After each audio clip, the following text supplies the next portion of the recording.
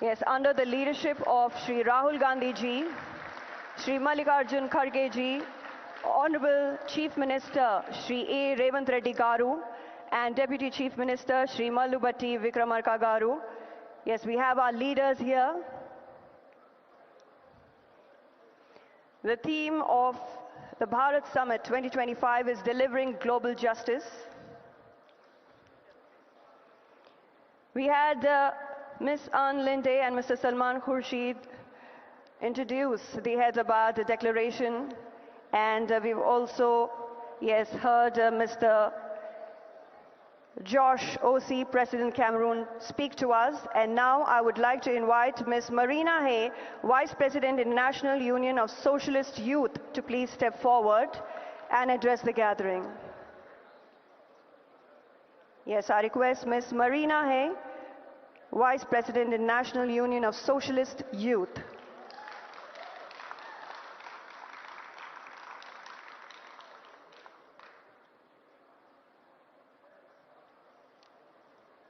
Thank you so much.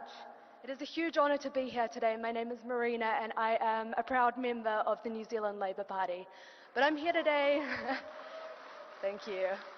But I'm here today to represent the International Union of Socialist Youth, which was founded in 1907 to confront growing nationalisation and nationalism and militarisation, much like we face today.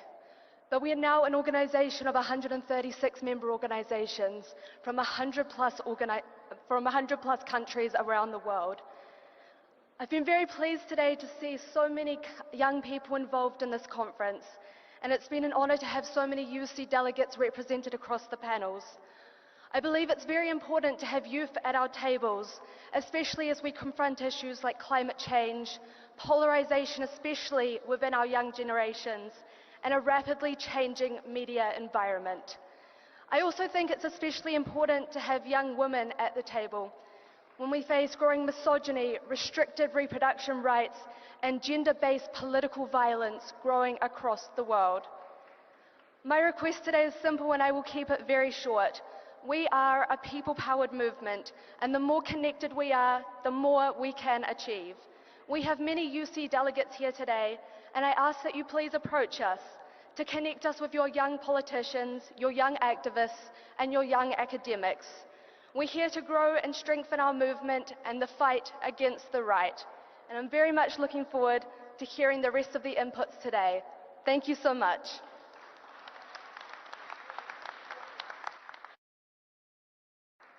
Thank you so much, Ms. Marina Hay there. Thank you so much for the remarks. I now request Ms. Jessica Ortega, Citizens Movement, Mexico, to please step forward and address the gathering. Ms. Jessica Ortega, ladies and gentlemen.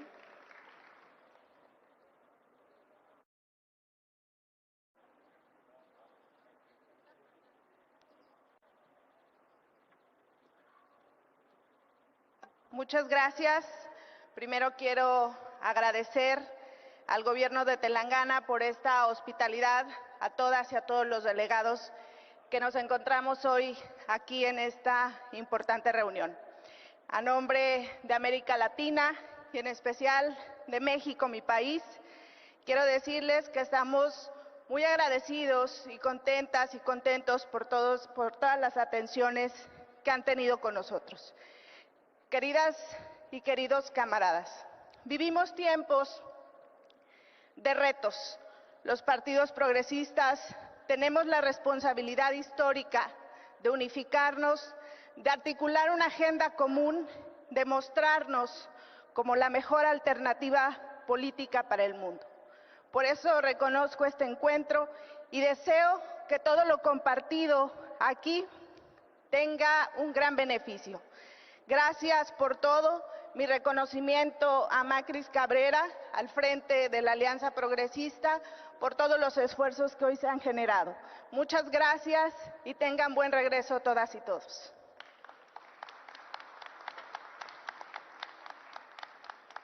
Thank you so much, Ms. Jessica Ortega. I now, ladies and gentlemen, would like to invite our Deputy Chief Minister, Shri Mallubatti Vikramarka Garu, to please step forward and address the gathering.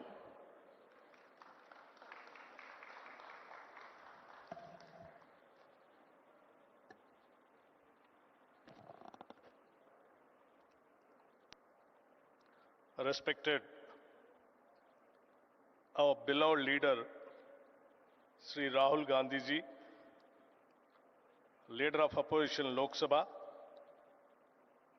Honorable Chief Minister Sri Revanth Reddy Garu, my cabinet colleagues, senior leaders from AICC and NDA Alliance, leaders of Progressive Alliance and Progressive International, and all the delegates. I am privileged to welcome all of you to the ongoing Bharat Summit on behalf of Government of Telangana.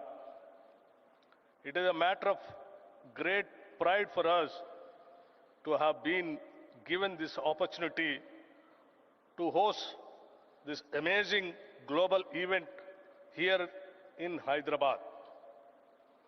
Our government, right from the first day, has put into action multiple programs which are people-centric and address the most pressing felt needs of the people. The presence of all of you here has given us the right platform not only to showcase what we have done, but also learn and imbibe the most practices of non-violence, freedom, peace, and global justice on the lines of Nyay, which is our leader, Sri Rahul Ji's vision. We do hope that this engagement will continue beyond this summit also, and we will continue to enrich our ideals, policies, and programs in days to come. Warm welcome once again. We want to make this Bharat Summit an annual feature. Thank you.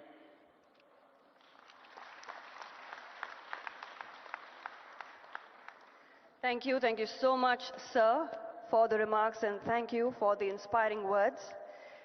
Ladies and gentlemen, Telangana government is organizing this first Bharat Summit in Hyderabad, and ever since the new Congress government assumed office in December 2023, our Honorable Chief Minister, Shri A. Revanth Reddy Garu, has started delivering people-centric development programs and schemes right from day one, uplifting the social status and standard of living of all citizens of Telangana state through various welfare schemes ushered under the Praja Palana program, marking the initiation of extensive initiative aimed at understanding and addressing the needs of the people at grassroots level.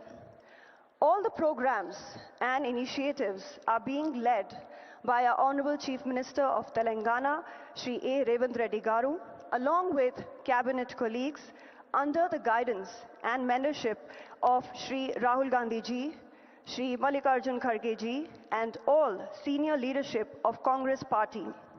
I now request our Honorable Chief Minister, Shri A. Revanth Reddy Garu, to please address the gathering.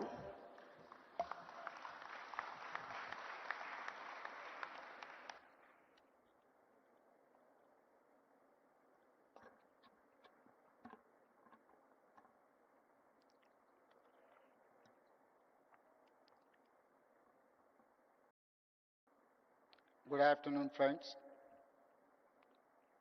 It is an honor to speak at the Bharat Summit.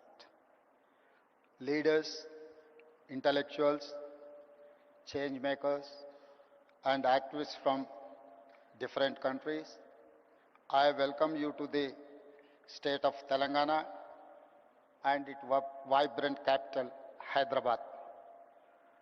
Telangana has a rich history, tradition, culture, and heritage. We were part of state called Andhra Pradesh and fought for many decades for separate state. The leadership for agitation came from students, trade union workers, farmers, and women. It's because of their fight, we got separate state. However, for 10 years, dreams and aspirations of people were not fulfilled. They were deeply disappointed. When Congress government got elected, expectations were high. Our government has simple mantra: fulfill dreams of every section of society, especially students and youth, farmers, women, and, and oppressed castes. We have launched some of the biggest welfare schemes in the history of India. On August 15, 2024, we paid rupees 20,617 crore to 25,50,000 farmers totally debt-free. On India's Independence Day, farmers of Telangana found free from debt. This is biggest loan waiver in India for any state. Farmers in my state get 24/7 free power. We gave a crop input subsidy named by Right Bharosa of rupees 12,000 per year per acre of land. An annual support of rupees 12,000 per family is given to landless labor with Narega cards. Together, we give over rupees 20,000 crore annually to agriculture sector, farmers with land and landless labor combined. We are able to do justice to agriculture and farmers and the farming ecosystem.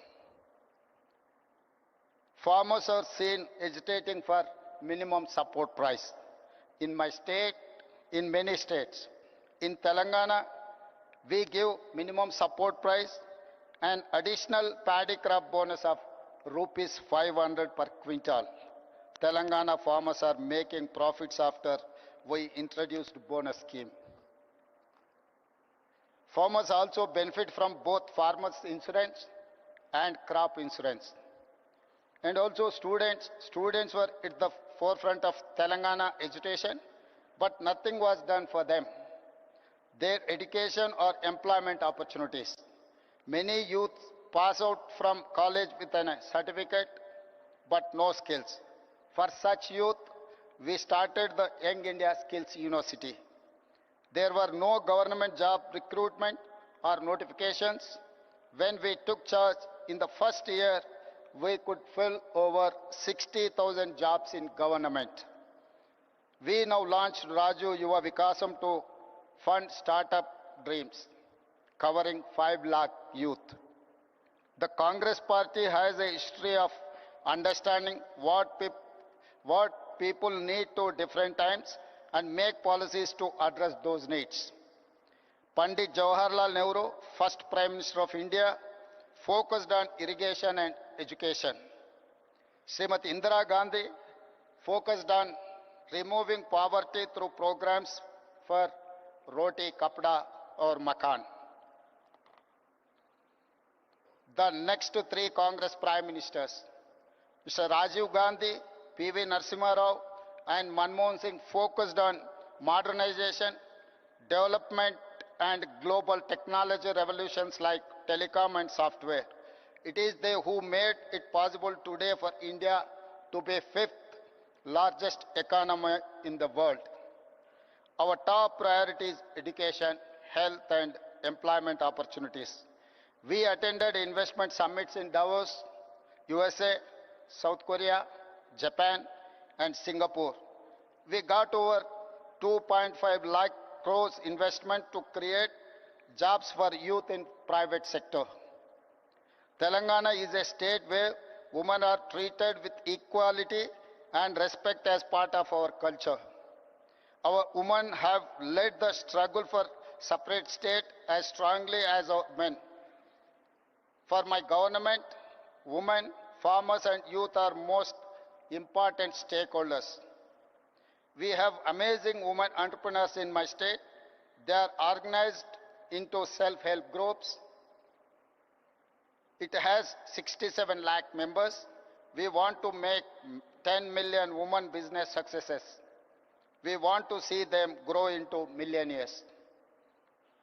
We have made these women owners of solar power plants, electric RTC buses, petrol bunks, and gave them shops in premium retail outlets. Today, they are earning more money than ever before. Today, our power distribution companies have signed deals with women solar power companies to buy 1000 megawatt solar power. Women own 600 buses competing with corporate transport firms. Our women entrepreneurs are competing with Adani, Ambani, and big corporates in running these solar plants, EV buses, and have shops in the highest street retail at Shilparamam. In fact, we have scheduled a visit to this amazing facility where they are making products and displaying and selling them to world market. You will see their faces, happy and proud, because they own businesses next to top global companies like Microsoft, Google, HCL, Infosys, etc. House is a matter of pride, dignity and identity for every family. We want to make every woman in my state a house owner. As part of India Indirama Illu scheme, in first year we have given 22,000 crore to 4,50,000 families to build their own houses. Today, women have free public transport in RTC buses across the state. So far in 15 months, we have spent 5,000 crore on the free bus scheme for women. Women look after entire family, so we ensure best free rice through rations. Free domestic electricity and rupees 500 per gas cylinder. For our government, education and healthcare are top priorities. The Rajiv Arogyasri is one of the best universal healthcare support schemes, where treatment of up to 10 lakh is paid by government. We give financial assistance to citizens for healthcare through CM Relief Fund. In 1 year, we have given 1,000 crores so far. Water is our lifeline of civilization. We are regenerating River Musi, 55 kilometers long, cleaning a polluted river and bringing it back to life. We are doing it for the future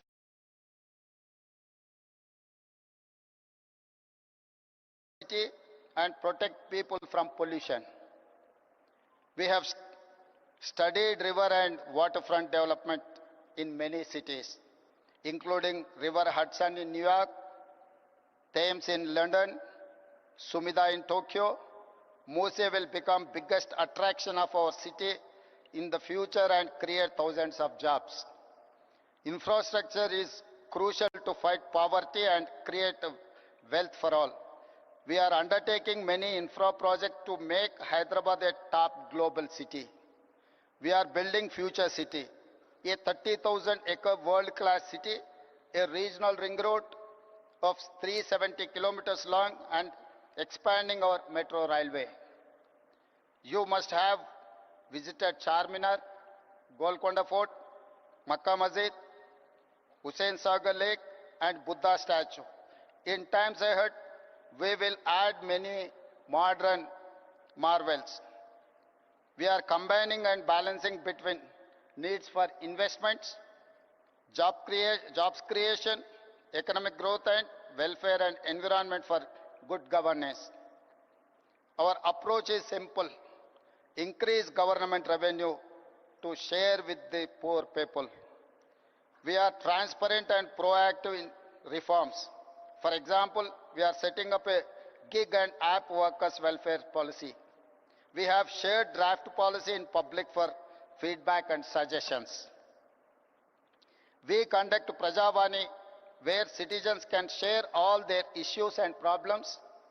Every week, officials, MLAs, MLCs, ministers, and Chief Minister listen to people's grievances to address them. We have a portal to monitor entire program transparently. I am proud to share Telangana is the first state in India to conduct a caste survey. For nearly 100 years, no one conducted it. Empowerment of BCs is part of Telangana model. It is a reason why Telangana is rising. It is the reason why Telangana is a role model for OBC empowerment. We are first state in India to subclassify quota for Dalits to fulfill their age-old demand. Now, 15% SC quota is subdivided among subcastes. We are proud to say Telangana is rising because of Dalits are rising. I am delighted to share that Telangana is the first government to recruit third gender in our government as part of traffic police force. We will take them into other departments too. Implementing welfare, ensuring infrastructure and investment to create jobs and wealth, transparent governance and removing corruption is the hallmark for our government. We are already seeing results. Fastest growing economy, highest per capita income, fastest jobs creation, lowest inflation, best policing, highest own tax collections, rapidly emerging as a hub in many sectors like global competency centers or otherwise GCCs, EVs and data centers. Our work has started. We have to do a lot more. I invite all of you to please join this mission to change lives of people of positively. You must use your experience, knowledge, skills to share the Telangana rising story and give us inputs to do better work. Tell the world what you have seen and witnessed. Tell the world about our vision, our work, our achievements, the transformation and people's views. Become the brand ambassadors of Telangana Rising. I wish you all wonderful time at Bharat Summit. Thank you. Thank you very much.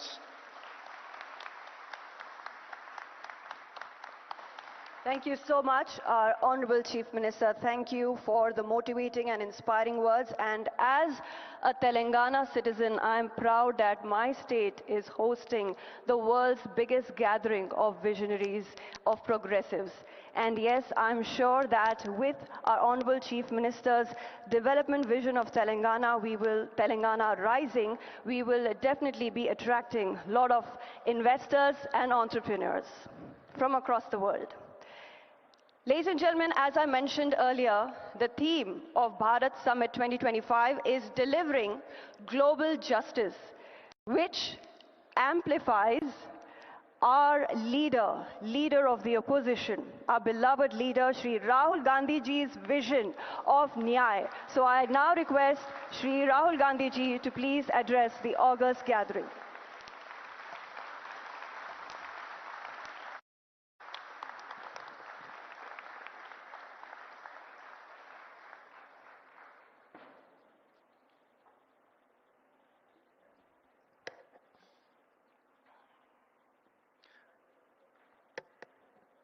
I'd like to welcome all the delegates from different countries who have come here for the summit. I'd also like to begin by thanking you for standing in solidarity with us against what happened in Kashmir a few days ago. I apologize. I was supposed to be here yesterday, but I was forced to cancel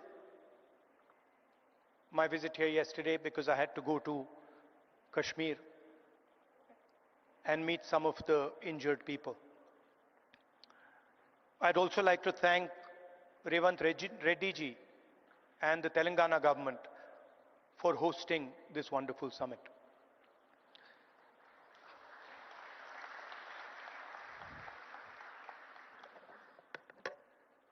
As we all know,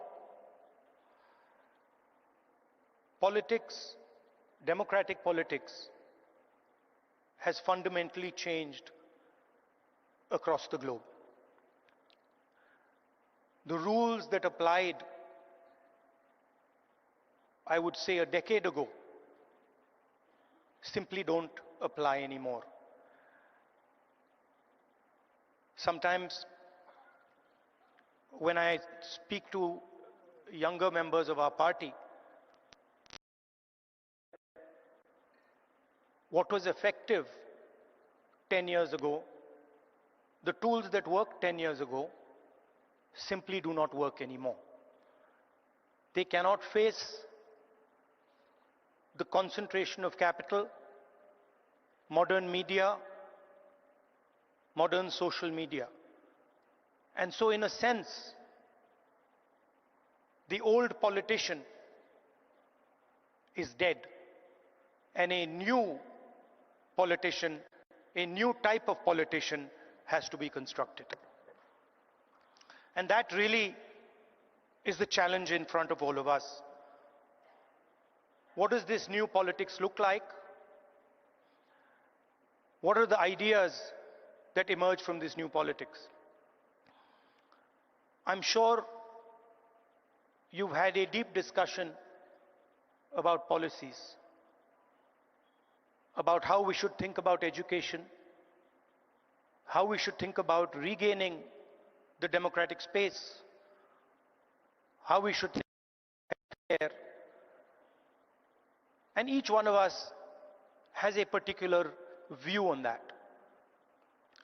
So I'm not going to delve too much into the policy positions. I'm going to talk about what I think is the correct lens with which to approach our politics. Some years ago, we in the Congress party felt completely trapped in this new politics, aggressive politics, a politics where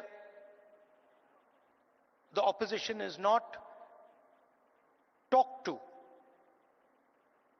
but the idea is to crush the opposition.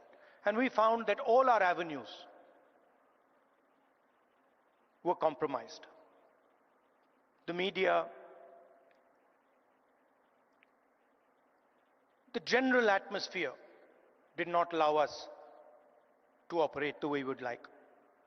And so we reached back into our history and we decided to walk from Kanyakumari, which is one of the southernmost parts of our country, all the way to Kashmir, where I was yesterday. And I'd like to tell you a little bit about what I and some of my colleagues discovered on that journey. It's not a small walk, 4,000 kilometers. And I don't think we understood quite what we had taken on when we began it. But once we began, there was no way backwards. So we just carried on walking right to the end. And I essentially learned two things from that walk. Our opposition across the world has a monopoly on anger, fear, and hatred.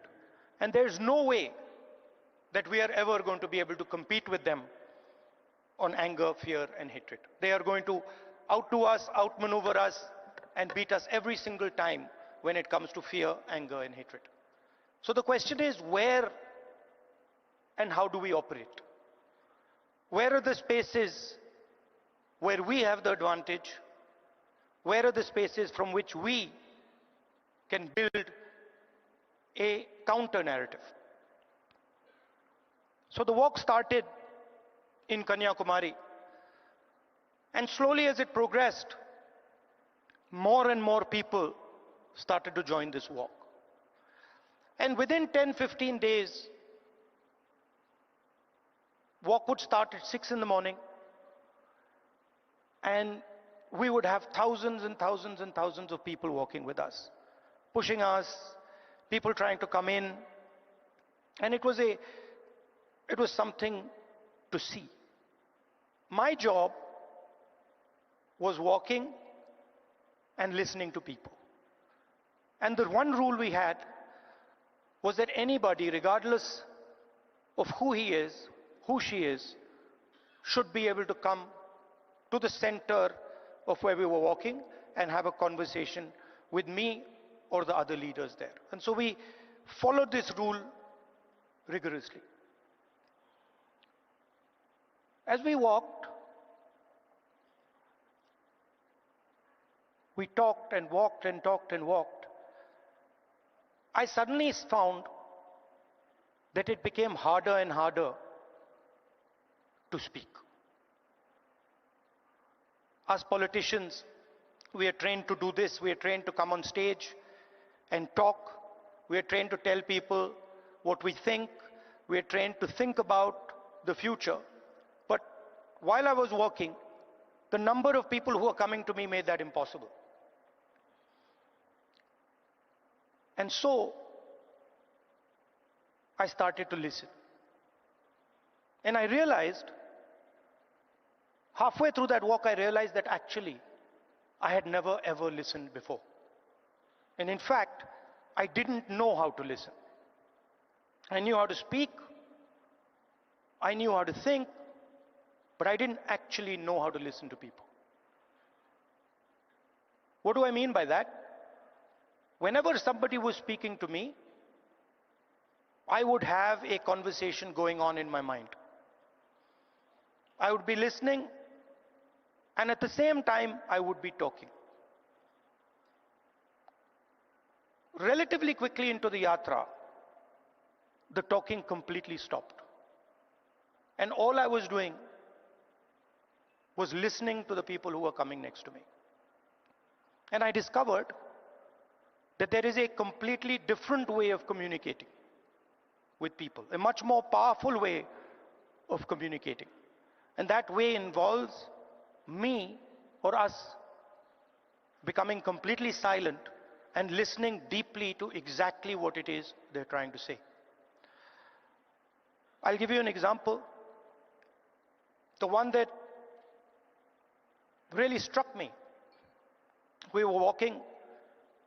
It was early morning, it was still dark. And this woman came running towards me, and she held my hand. And the moment she held my hand, I felt fear in her hand. I didn't say anything. And I asked her, "What's happened?" And then she started. And she said to me, I've come here to walk, but I have to go back. I have to go back quickly. I said, "Why?" She said, "Because my husband is beating me. My husband is thrashing me, and I have come here to this yatra." And then I said to her, I said, "What do you want me to do?" And she looked at me, she says, "I don't want you to do anything. I just want you to know that this is happening to me." And the moment she said that, her hand completely relaxed. And I realized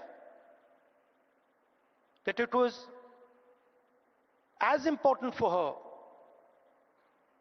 to be heard, for me to understand and us to understand exactly what it was that she was going through. That was as important as any action we could take. And in 1 second, she transmitted to me what millions and millions of women go through in their homes. So our opposition really does not know how to listen. Because they already have all the answers. They know exactly what is supposed to be done. And this is completely flawed because it is the people who know what has to be done. And if there is one thing that we have failed at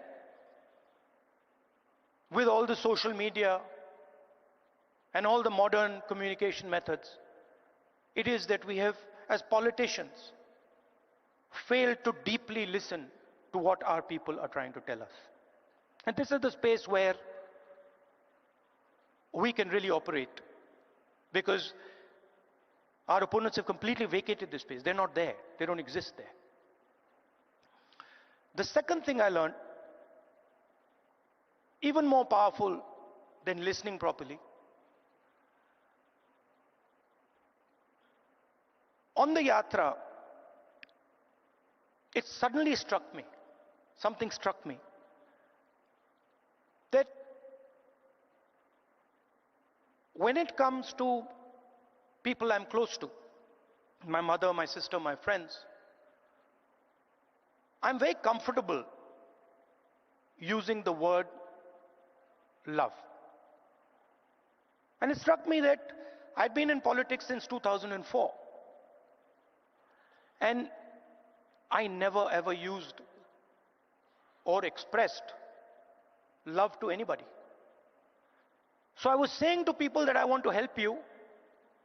I was working hard to help people, but I was not expressing the reason I was working. And so on the yatra, I started to do so. Little girl came up to me running and she said, "Uncle, I love you." And I'm like, that's interesting. Why have I never said this before? Why have I never used this narrative that is the central narrative and the reason for what I do? And so I started. I would listen, and then I would use the frame of love and affection, and I would tell people that, you know, I love you very much. And something quite amazing started to happen. Till the yatra, I never used the frame of love, and nobody else used the frame of love. So I didn't have people coming up to me and saying, "I love you."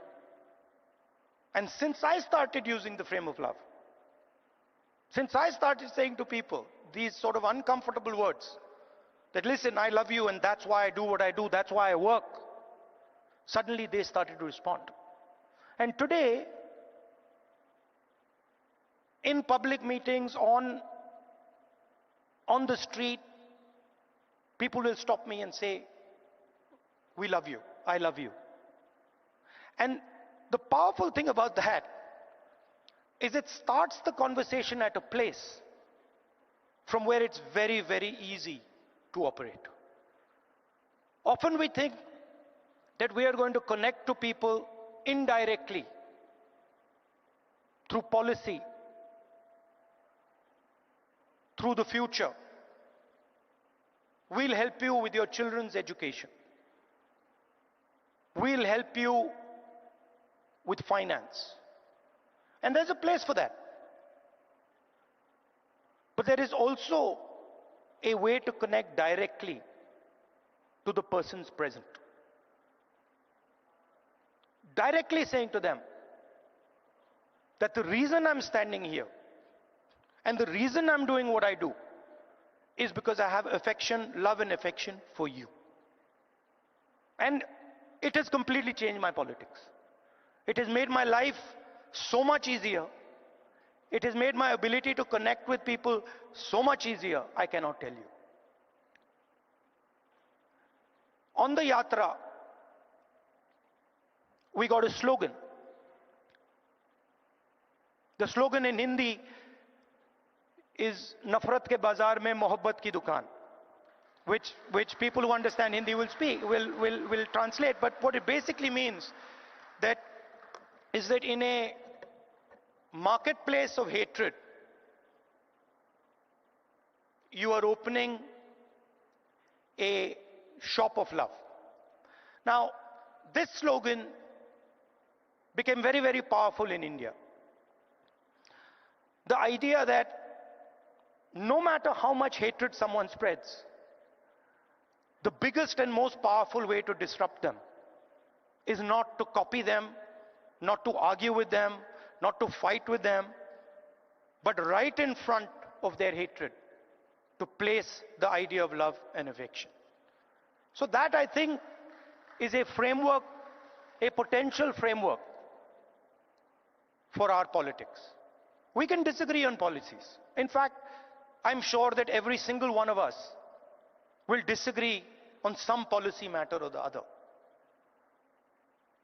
But the lens we use,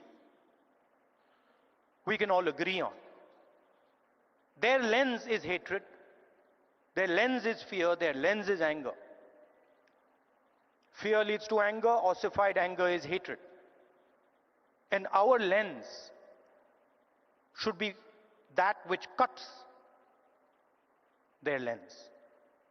Our lens should be love, our lens should be affection, and our lens should be listening to the wishes and the will of the people we are supposed to represent.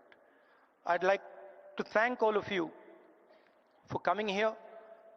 It's an honor for me to listen to what you're saying, to work with you, and I'm confident that this summit will generate the ideas that we need to build a new politics in India and the rest of the world. Thank you very much.